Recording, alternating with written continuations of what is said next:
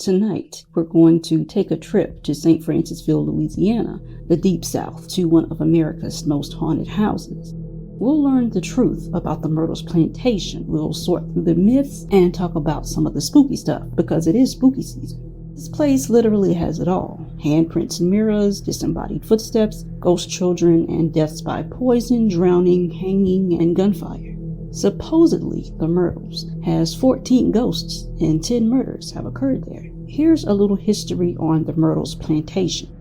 It was built in 1796 by David Bradford, a lawyer in Pennsylvania, and later a general of the Revolutionary War. He took part in the Whiskey Rebellion of 1794 and was wanted by President George Washington, so he fled the United States for Bayou Sara, which was a Spanish colony at the time. When he was later pardoned by President John Adams, he brought his wife and children to live there with him.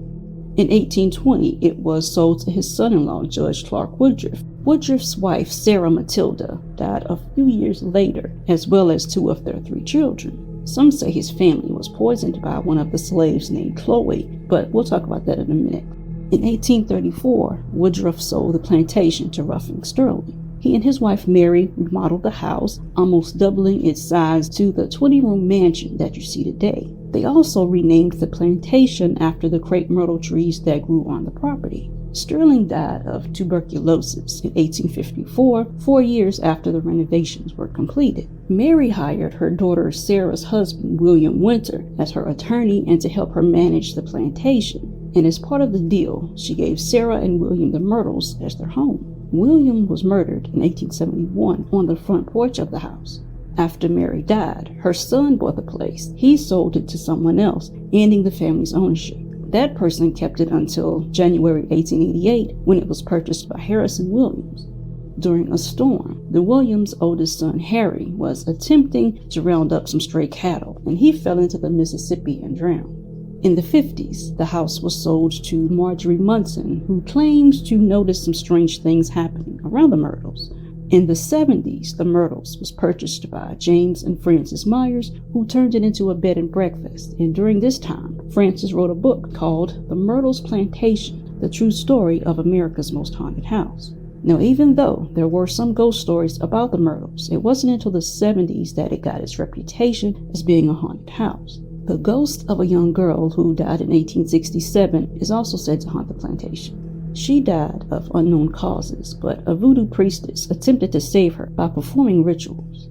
Her ghost has been spotted in the room where she passed away, and guests claim to have woken up to a young girl practicing voodoo on them while they slept.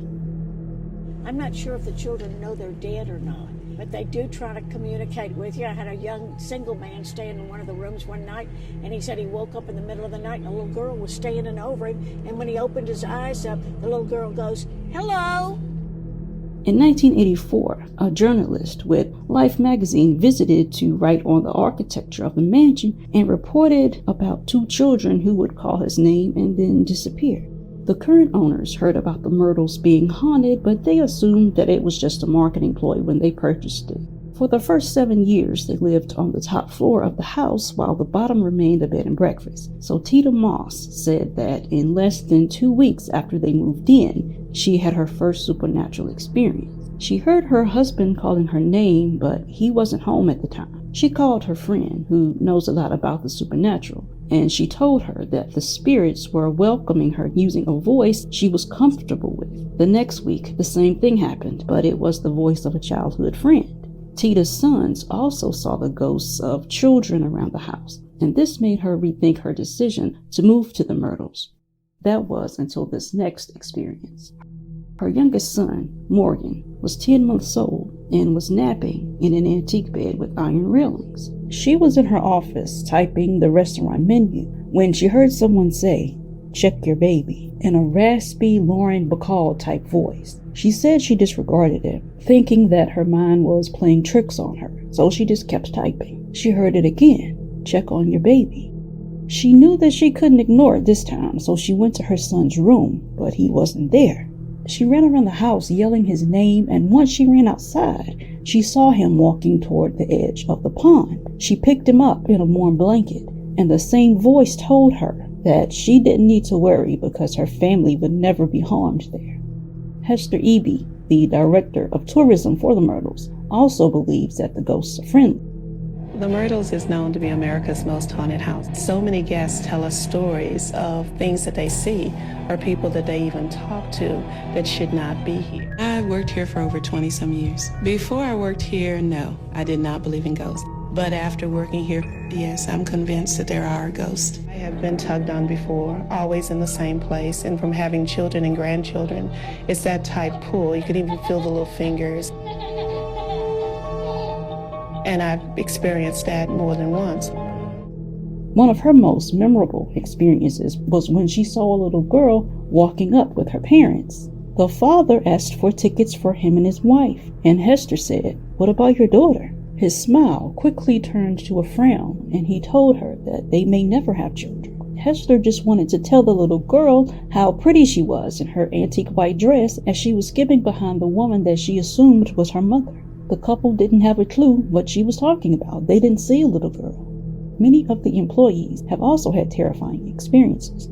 One day, a man working at the gate saw a woman in a white old-fashioned dress walk through the gate without speaking. She just walked right up to the house and vanished through the front door without ever opening it. And the gateman quit his job that day and he never returned. Some claim to have seen young girls in old-style clothing in the windows. And some say that they've seen glimpses of the Woodruff children in the mirror near the room where they died. The Myrtle Plantation is rumored to have been built on a burial ground of the Tunica people who lived in the Mississippi River Valley, so some believe the paranormal activity could be due to that.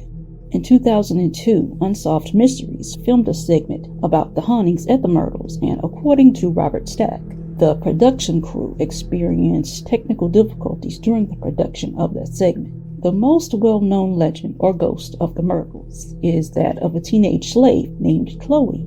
According to one version of the story, it all started when Judge Woodruff's wife was pregnant with their third child, and he turned his attention to Chloe. She realized that by refusing his advances, she could be sent to work in the fields, so she began a sexual relationship with him that lasted for a few years. Eventually, he grew tired of her and chose another girl. Chloe was now really worried about being sent to the fields, so she began eavesdropping on the Woodruff family's private conversations. Other versions say that she was worried that the judge's wife would find out about them and punish her. But one day, Judge Woodruff did catch her eavesdropping, and he had her ear cut off as punishment. From that day on, she wore a turban to cover up what was done to her. After that, Chloe wanted revenge. So on the 9th birthday of the Woodruff's daughter, Chloe put poisonous oleander leaves into the birthday cake. She then cared for the family and tried to nurse them back to health.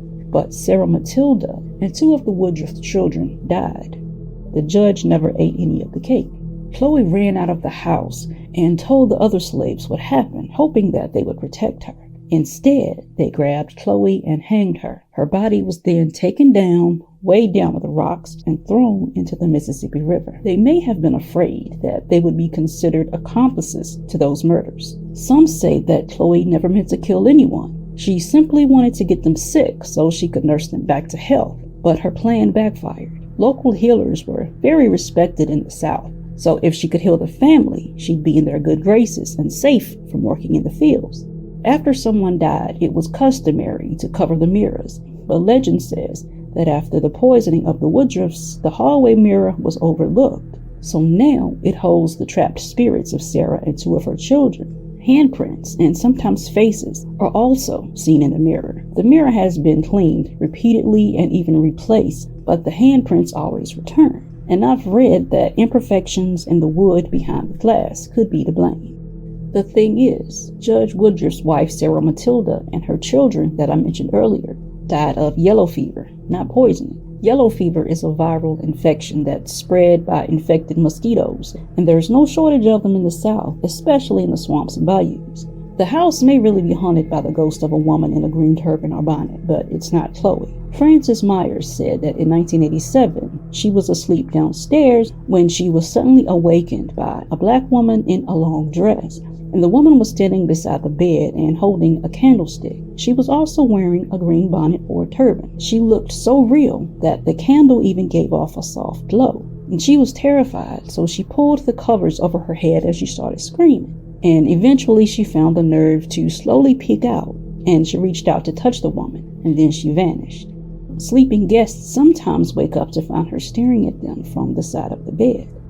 This famous picture was taken by Myrtle's current owner, Tita Moss. It supposedly shows the ghost of Chloe between two buildings, and the picture was also used to secure an insurance policy for the home. The person within the photo wasn't seen until the photo was developed, and Tita said that no one was in the area at the time this photo was taken. National Geographic Explorer has used the photo in a documentary and suggested that a postcard be made of this image. That postcard is referred to as the Chloe postcard, and it's still being sold at the Myrtles. This picture is called the Ghost Girl of the Myrtles Plantation. She's called the Ghost Girl of the Myrtles Plantation. The photo in the foreground is of a teacher and some of her students that was taken on the courtyard.